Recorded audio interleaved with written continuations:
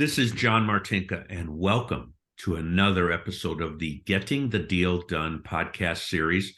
My special guest today is Laurie Nichols. Laurie is a succession and transition coach. You can see her website at laurienichols.com, LaurieNichols.com. And Laurie, welcome. Thank you, John. It's so good to see you. Happy New Year. Yeah, same to you. Now, you were a partner in a firm and you successfully exited, and you learned some lessons from that you are going to share with us, that you share with your clients on succession and transition planning and the coaching you do in that. So let's start. What's the number one derailer from navigating what I think you have called it the tricky path from independence to sale? You know, what I see as the number one derailer is it's kind of a 1-2 punch of assumptions and expectations that are largely unspoken.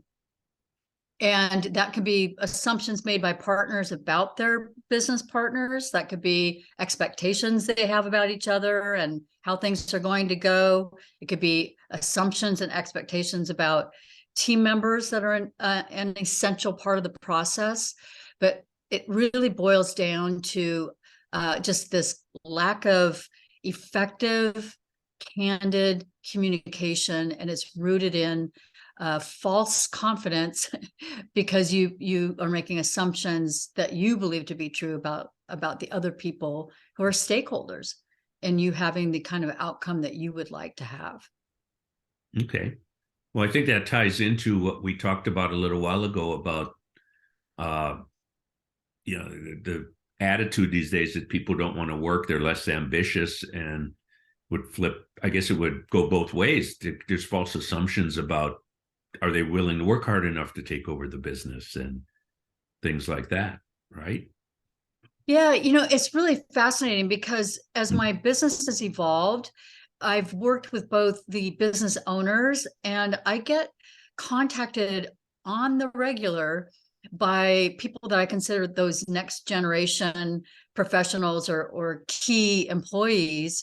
And there's this real disconnect between the business owner and those essential employees that is really rooted in, again, those assumptions and really a lack of effective communication. And when I say effective, I'm really talking about candid communication. What do you want? What are you interested in? What are your concerns? And both ways. And it's interesting because I think for business owners, and this was truly the case with me and my partners, is we didn't prioritize planning. Candidly, we didn't prioritize much planning of any kind, because you start to have some success and you're just caught in that current of busy all the time. And so we didn't prioritize, great planning, which meant that we didn't prioritize succession planning either. And by not prioritizing succession planning, that means we didn't engage the kind of people that we needed to on our team to have them better prepared. And it's just this recognition that it all takes time.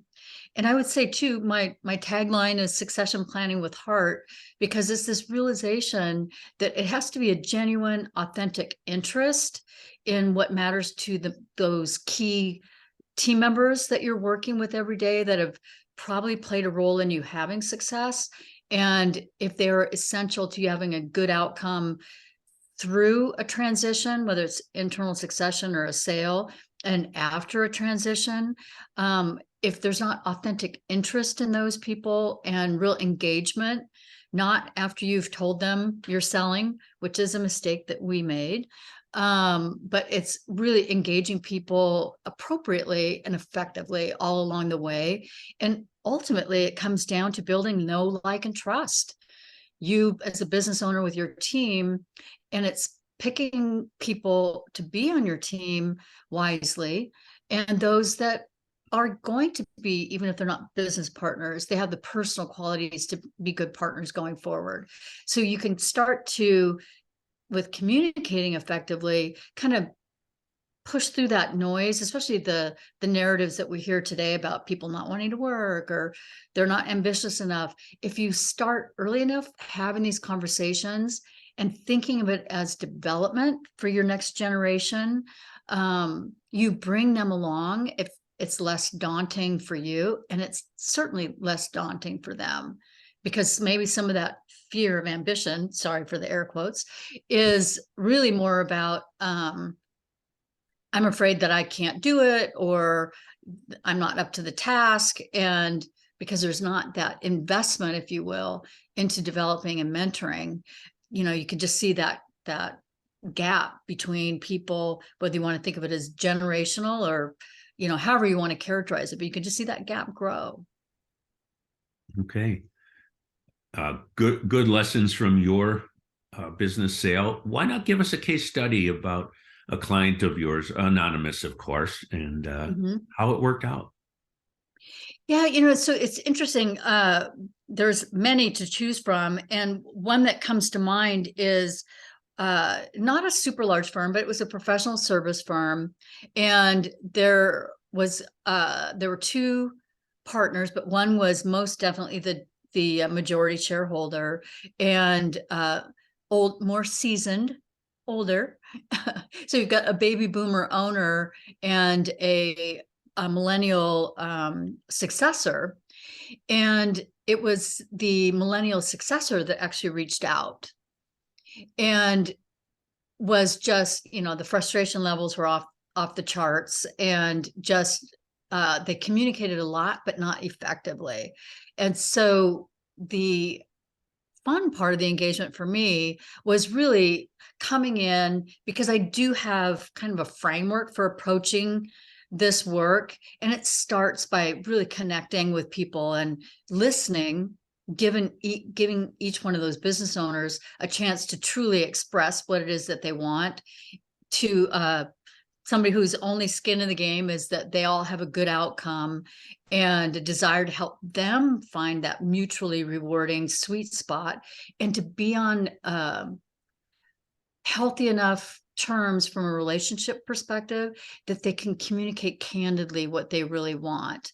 And so coming in there, helping them individually give voice to what it is that they wanted, then bringing them together and facilitating those conversations so that we could get things on the table and not be making so many assumptions about what the other person was thinking or wanting, and then working from there to again support them and figuring out how to put those puzzle pieces together. And it was an amazing experience, and for them it wasn't easy. And there were those moments when healthy candor is a challenge and scary and all of that. But it's, again, having somebody come in that can be almost like scaffolding for everybody to feel safe in terms of being able to have those courageous, candid conversations so that you can move forward. They made some team member changes after that and some other strategic changes because they got on the same page. And they have been doing great, in these past, gosh, it's been probably about a year and a half. Okay, great story. And I know from my work in transitions and sales and purchases of businesses, it's all about the people. And it's even more that way when it's internally a management buyout succession. So you have the triple win succession formula to do the succession planning the right way. Tell us a little bit about that. Well, so when I think about that, it came about because as I started working with clients following the sale of my company, and being in this place of really reflecting back and actively trying to harvest the lessons, and combining that with all the training that I've done since then in terms of coaching and emotional intelligence and all this kind of stuff, it just really became clear that there's this formula, and it is about communication. That's effective, courageous, candid communication, real engagement with your key stakeholders, and then leadership development for those key non-owner stakeholders that might either buy you out or are key to a successful transition after an external sale. And I think of it as a triple win because it's what's really key to a win for the either the founder or the older shareholders, and a win for the team and those next generation team members, successors, if they're going to be owners, and a win for clients. Because if there's not, it's kind of like a stool with three legs. If there's one of those missing, and it's pretty frequently, it's a win for the successor or the team members that is either short, it's a short leg, or it's a missing leg. And in that run up, that what I believe should be a longer lead time to preparing the people involved, that stool is not going to stand solidly on its own, and you're going to have challenges. So when I think of win-win, also, it's my win is not at your expense and yours is not at mine. So how do we find that sweet spot that is mutually rewarding for everybody, including clients? Okay. So what can trip up a succession plan? And let's use the example of you've got a 1, 2, or 3 management people going to be taking over. What can trip it up? What can trip it up is it comes back to the same theme. It's not effectively communicating and operating from expectations and assumptions that you've not said out loud and validated with the other people that are involved. And so whether that's the person who's exiting or that's the people that you're going to be moving forward with. I've got a couple of clients going on right now, and that's a lot of the work that we're doing is around helping them get more comfortable with being candid about how it's going, what they need, what they think the issues are, and getting focused on here's our, it's kind of aligning around how are we going to work together moving forward so that we become this cohesive team that is rowing in the same direction, and that we become a team. Okay. You talked about what people need and all of that. How often is money one of those issues? It's pretty much always, it's kind of like there's two undercurrents. One is emotional, because we're people, we're humans, and it's always there. The question is just how strong the current, the undertow is, and money's always there. And if there's not the know, like, and trust factor really solid between people, the money undertow can kind of sweep things away too, because whether it's one person thinking either their share should be higher or the valuation as a whole isn't high enough, there could be any number of things that come up around the money. And, and I see it pretty frequently where, especially founders, because of everything they've invested personally, not just financially, there's, you might say rightly so, they've got a real strong sense about what their share should be. And yet in the spirit of win-win-win, it's being able to talk about money also in a really effective way. And I'm a big believer in getting a professional valuation done. So it's not, a number that's just put out on the table by somebody, especially somebody that may be in a more powerful position than the other people participating.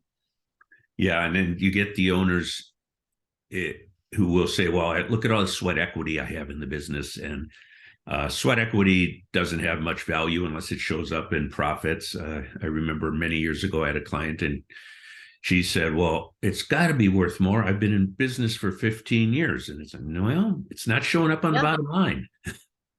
Yeah. And I think, that's the thing too, is like, for most of the clients that I work with, I think this is kind of what's always key for me in saying yes, is that it's personal for them.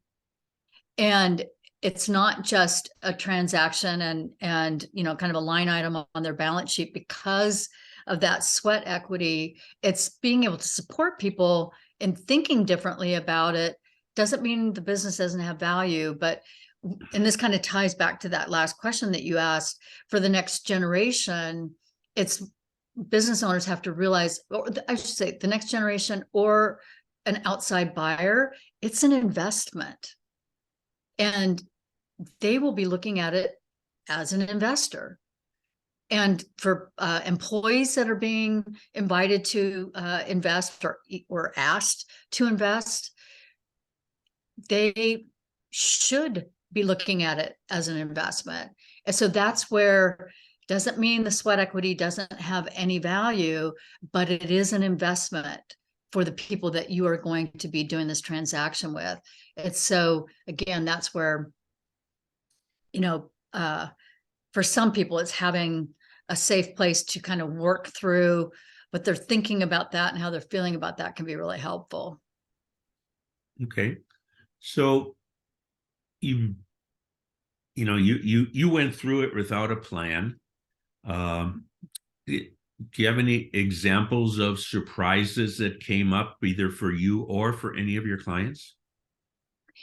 I feel like we did a great job with the clients, but the other surprises that came up, it was all the people stuff. We had a fantastic business attorney, David Lyons. I say his name because he was just so awesome. I don't believe he's practicing law any longer, but he did such a great job with our shareholder agreement. That's one lesson, is like, wow, he wasn't kidding.